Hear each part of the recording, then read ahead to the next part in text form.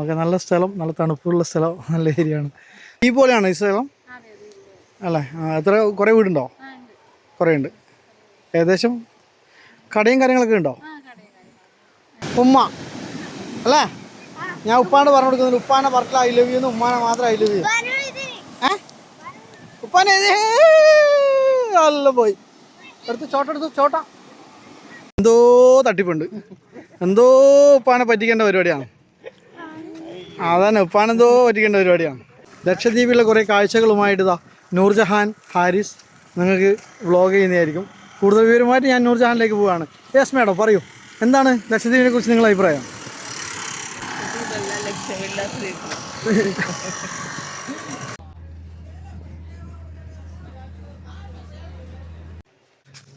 ഇവിടുത്തെ വീടാണിത്. ഇങ്ങോട്ടോ അങ്ങോട്ടോ അവരെ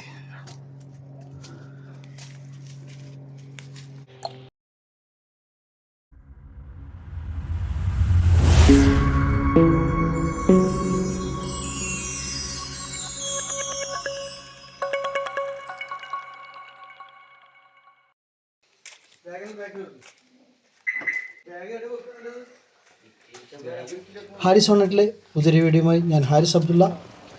ഞാൻ ഇന്നിപ്പം നാട്ടിലുള്ളത്, ചെറിയൊരു അവധിക്ക് നാട്ടിലേക്ക് വന്നതാണ്. അപ്പം നാട്ടിൽ ഞങ്ങളുടെ അടുത്തുള്ള ഒരു 10-20 കിലോമീറ്റർ പോയി കഴിഞ്ഞാൽ കിട്ടുന്ന ഒരു നല്ലൊരു ഡെസ്റ്റിനേഷൻ ഉണ്ട്. അവിടത്തേക്ക് ഫാമിലി ആയിട്ട് ഒരു യാത്ര പോവുകയാണ്. അവിടെയുള്ള കുറേ വിശേഷങ്ങളുമായിട്ടാണ് ഈ വീഡിയോ നിങ്ങളുടെ മുന്നിൽ എത്തിക്കുന്നത്. പലപ്പോഴും നമ്മൾ യാത്ര ചെയ്യാൻ വളരെ ദൂരെയുള്ള ഒരുപാട് സ്ഥലങ്ങൾ തേടി പോകാറുണ്ട്. അപ്പോൾ നമ്മുടെ തൊട്ടടുത്ത് തന്നെ ഒരുപാട് നല്ല നല്ല സ്ഥലങ്ങളുണ്ട്. പക്ഷെ പലപ്പോഴും നമ്മളത് അവഗണിക്കുകയോ അല്ലെങ്കിൽ നമ്മൾ അറിയാതെ പോവുകയോ ചെയ്യുകയാണ്.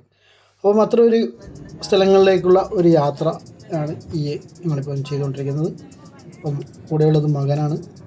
അതുകൊണ്ട് തന്നെ ഡ്രൈവിങ്ങിൻ്റെ കാര്യം എനിക്ക് പിന്നെ ഏൽക്കേണ്ടി വന്നിട്ടില്ല. മകൻ ഡ്രൈവ് ചെയ്യുന്നതുകൊണ്ട് തന്നെ കൂടുതൽ പിന്നെ എൻ്റെ കുട്ടികളും അതുപോലെ തന്നെ മരുമകളും ഒരുപാട് ആൾക്കാരുണ്ട്. മറ്റൊരു വണ്ടിയായിട്ട് നമ്മുടെ അടുത്തേക്ക് കൂട്ടത്തിൽ വേറൊരു വണ്ടിയും കൂടി നമ്മളെ കൂടെ വരുന്നുണ്ട്, നമ്മുടെ റിലേറ്റീവ്. അപ്പോൾ എല്ലാവരും കൂടി അവിടെ ഒത്തുചേരുന്നതായിരിക്കും. അപ്പം വീഡിയോയുമായി മുന്നോട്ട് പോകാം. കൂടുതൽ വിശേഷമായി നിങ്ങളുടെ മുന്നിലേക്ക് ഞാൻ ഹാരിസ് അബ്ദുള്ള, ഹാരിസ് ഓണറ്റ്. എന്താ രസം! എൻ്റെ സുന്ദരി മുത്താപ്പൻ്റെ സുന്ദരി മോൾ എടുത്തു.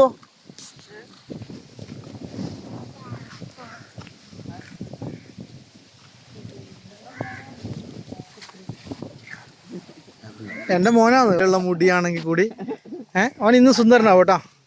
ഇന്നത്തെ യുവാക്കളുടെ ട്രെൻഡാണ് മുടി വലുതാക്കുക. മുഖം ചെറുതാണെങ്കിലും വയസ്സ് ചെറുതാണെങ്കിലും മുടി ഇത്തിരി വലുപ്പം വേണം. അതാണ് ഇപ്പോഴത്തെ യുവാക്കൾ. നല്ല ഭംഗിയുള്ള സ്ഥലമല്ലേ? എവിടെയാണ് കാര്യങ്ങളൊക്കെ ഞാൻ ഇപ്പോൾ വീഡിയോയുടെ ഞാൻ പറഞ്ഞുകൊണ്ടിരിക്കുന്നത് പറയാം. അപ്പോൾ നിങ്ങൾ വീഡിയോ മുഴുവനായിട്ട് കാണുക. നമുക്ക് ചെറിയൊരു പൈസക്ക് കുറച്ച് കുട്ടികൾ ഫാമിലിയിലായിട്ട് വന്നിട്ട് ഉല്ലസിക്കാൻ പറ്റിയൊരു സ്ഥലമാണ്. കീശ കാലിയാവില്ല എന്നുള്ള കാര്യം ഉറപ്പാണ്. ഓക്കെ, ഇവിടെയുള്ള കാഴ്ചകളും ഇവിടുത്തെ നിബന്ധനകളും കാര്യങ്ങളൊക്കെ ഇവിടെ ബോർഡും കാര്യങ്ങളൊക്കെ വെച്ചിട്ടുണ്ട്. നമ്മളത് പാലിക്കുക. കാരണം ഓരോ സ്ഥലത്തും ഉള്ള നിബന്ധനകൾ കാര്യം അത് നമുക്ക് വേണ്ടി ഉണ്ടാക്കിയതാണ്. ഇത് കൗവായി എന്ന് പറഞ്ഞ സ്ഥലമാണ്, പയ്യന്നൂരിൻ്റെ അടുത്തുള്ള. നമുക്ക് പഴയങ്ങാടിയിൽ നിന്ന് ഏകദേശം ഒരു 18 കിലോമീറ്റർ 10-18 കിലോമീറ്റർ അല്ലെങ്കിൽ 20 കിലോമീറ്റർ താഴെയാണ് കാണുന്നത്. പയ്യന്നൂരിൽ നിന്ന് കൗവായിലേക്കാണെങ്കിൽ ഒരു 3 കിലോമീറ്റർ കാണും.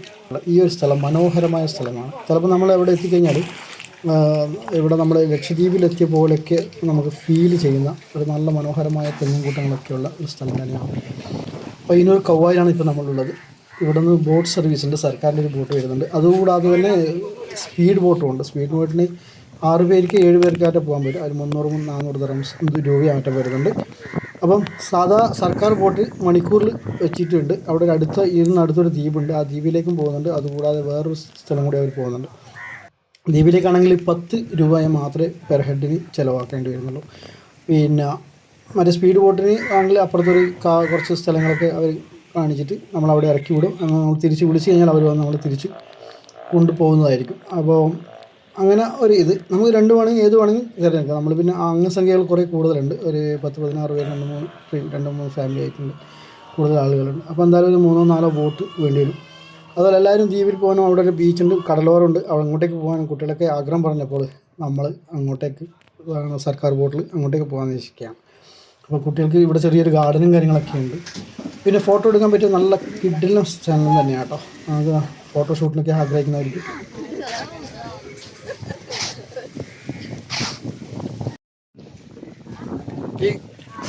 ടൂറിൻ്റെ കോർഡിനേറ്റേഴ്സാണ് ഇവർ.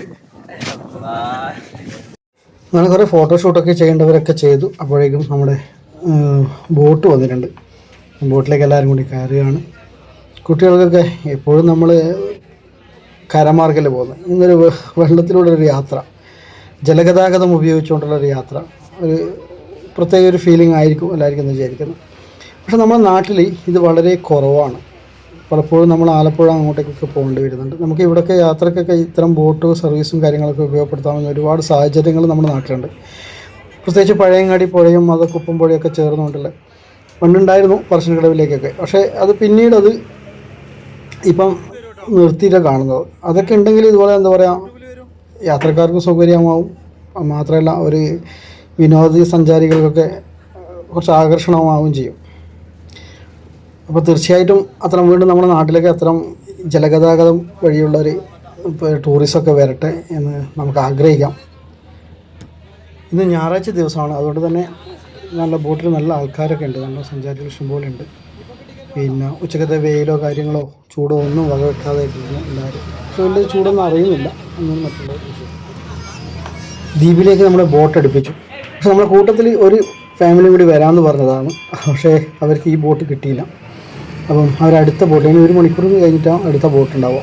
അപ്പോൾ ആ ബോട്ടിൽ അവരുണ്ടാവുമെന്ന് വിചാരിക്കുന്നു. നമ്മളിവിടെയൊക്കെ ഇറങ്ങി. കണ്ണൂർ ജില്ലയിലെ പയ്യന്നൂരിനടുത്തുള്ള കവ്വായി കായലിലൂടെയാണ് നമ്മൾ ഈ ബോട്ട് സർവീസ് നടന്നുകൊണ്ടിരുന്നത്.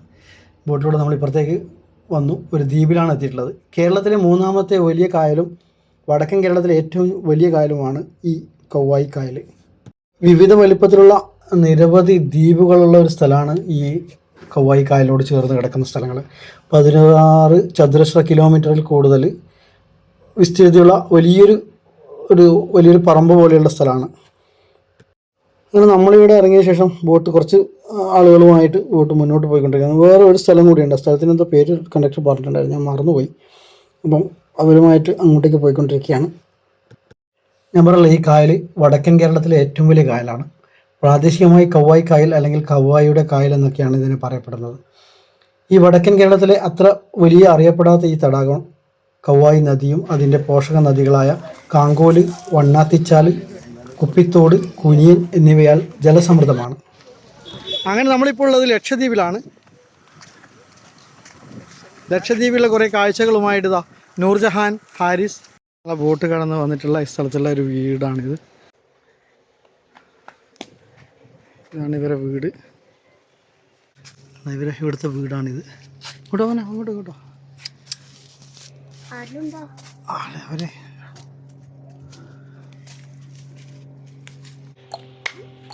3:30 മണിക്ക് ഇടാം. അതൊക്കെ ഇവിടെ മുറ്റങ്ങളും കാര്യങ്ങളൊക്കെ ആ വൃത്തി നോക്കിയിട്ട് ഒരു ചപ്പോ ഇങ്ങോട്ട് ഒന്നുമില്ല.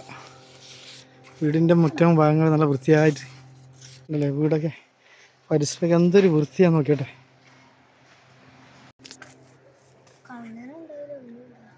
എല്ലാവരും അനുഭവത്തോടു കൂടി തന്നെ വീഡിയോ എടുക്കുന്ന കേട്ടോ. അവരവിടെ ഉണ്ട്, അപ്പുറത്തുണ്ട്.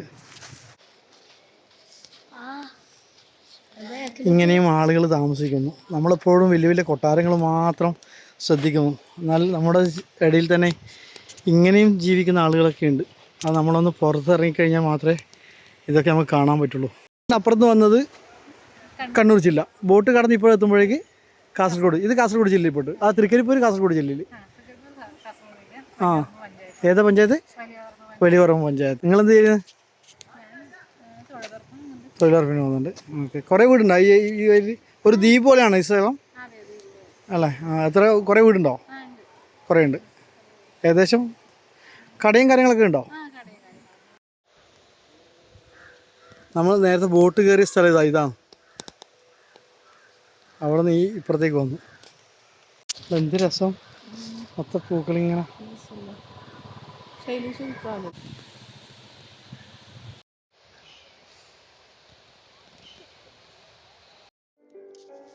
ചില സമയത്ത് നമ്മൾ പ്രായം മറന്ന് കുട്ടികളാവാറുണ്ടെന്ന് പറഞ്ഞിട്ടില്ലേ?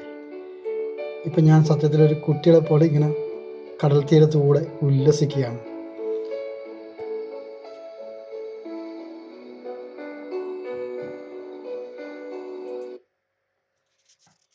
ഒരു ഭാഗത്ത് കായലും മറുഭാഗത്ത് എന്താ പറയുക കടലൊക്കെ സ്ഥിതി ചെയ്യുന്ന ഒരു ചെറിയൊരു ദ്വീപ്. നല്ല രസമുള്ള സ്ഥലമായിരുന്നു. കുട്ടികൾക്കൊക്കെ നന്നായിട്ട് എൻജോയ് ചെയ്തു. അവർക്ക് ഏറ്റവും കൂടുതൽ സമയം ചെലവഴിച്ചതും ഈ കടൽ പ്രദേശത്തും, അതുപോലെ തന്നെ ഇവിടെ ഒരുപാട് തെങ്ങും തോട്ടങ്ങളും പൂക്കളൊക്കെ നിറഞ്ഞ ഒരുപാട് സ്ഥലങ്ങളൊക്കെ ഉണ്ട്. അവിടേക്ക് പോയി ഫോട്ടോ ഒക്കെ എടുത്തു, ഉല്ലസിച്ചും. അങ്ങനെ അവർ കുട്ടികളൊക്കെ നന്നായിട്ട് എൻജോയ് ചെയ്തു. അതിനിടയിൽ നമ്മുടെ എന്താ പറയുക, മറ്റൊരു റിലേറ്റീവ്സ് വരാമെന്നുണ്ടെന്ന് പറഞ്ഞില്ലേ, അപ്പം അവരും ഇവിടെ ആ സമയത്ത് അവരെത്തിക്കഴിഞ്ഞു. അപ്പോൾ എല്ലാവരും കൂടി ഒന്ന് സംസാരിച്ചിട്ടും അതുപോലെ തന്നെ കളിചിരിയിലൊക്കെ ഏർപ്പെട്ടുകൊണ്ട് സമയം പോയത് തീരെ അറിഞ്ഞിട്ടുണ്ടായിരുന്നില്ല. അതിലേറ്റവും കൂടുതൽ ഉല്ലസിച്ചത് കുട്ടികളായിരുന്നു. അവർക്ക് അവിടുന്ന് കടൽക്കരയിൽ നിന്ന് വരാൻ തന്നെ മനസ്സുണ്ടായിരുന്നില്ല. അവസാനം വലിച്ചു കയറ്റി കൊണ്ടുവരേണ്ടി വന്നു. പിന്നെ സ്വിമ്മിങ്ങിൻ്റെ കാര്യത്തിൽ ഡ്രസ്സോ കാര്യങ്ങളൊന്നും എടുക്കാത്തതുകൊണ്ട് തന്നെ കുട്ടികളങ്ങനെ കൂടുതലും ഇറക്കിയിട്ടില്ല. നന്നായിട്ടൊന്ന് സ്വിമ്മിങ്ങിലും ചെയ്യാൻ പറ്റിയൊരു സ്ഥലം തന്നെയായിരുന്നു. ഇനി ആരെങ്കിലും വരുന്നുണ്ടെങ്കിൽ അതും കൂടി കണക്കിലെടുത്തുകൊണ്ട് ഡ്രസ്സൊക്കെ ആയിട്ട് വന്നു കഴിഞ്ഞാൽ കൂടുതൽ എന്താ പറയുക, എൻജോയ് ചെയ്തിട്ട് നമുക്ക് ഇവിടുന്ന് പോകാൻ വേണ്ടി പറ്റും.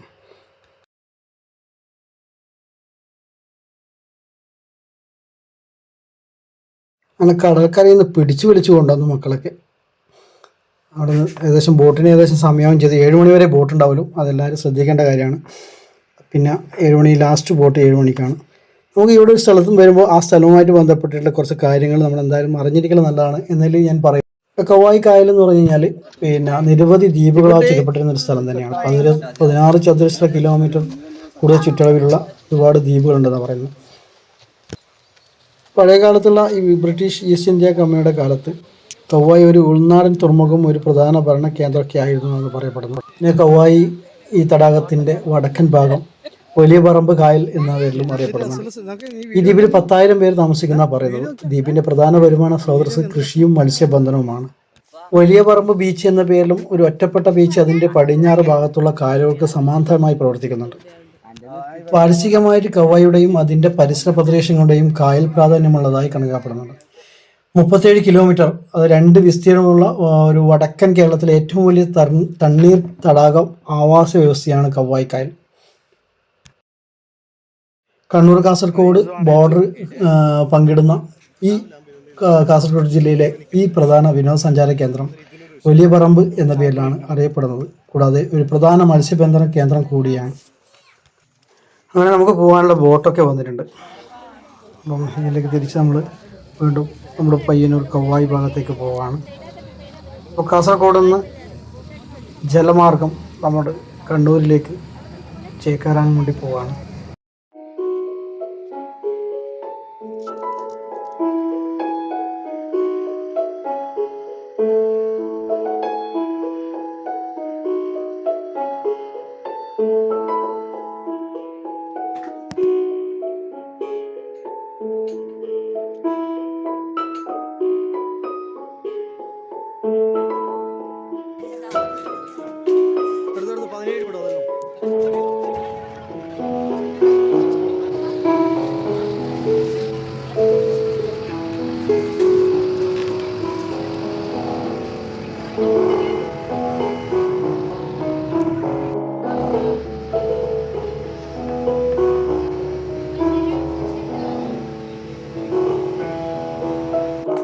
അങ്ങനെ കവായി തീരത്തേക്ക് പോയി നമ്മൾ തിരിച്ച് വന്നു.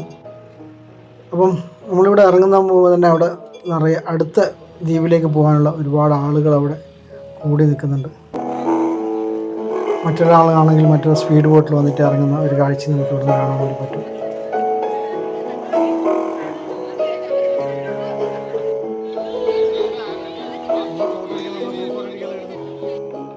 അങ്ങനെ കവായിലെ കായലിലൂടെ ഒരു ബോട്ട് യാത്രയും ആ ദ്വീപിലുള്ള കുറേ കാഴ്ചകളും ബീച്ചിലെ കുറേ കാഴ്ചകളും ആയിട്ട് ഈ വീഡിയോ ഇവിടെ അവസാനിപ്പിക്കുകയാണ്.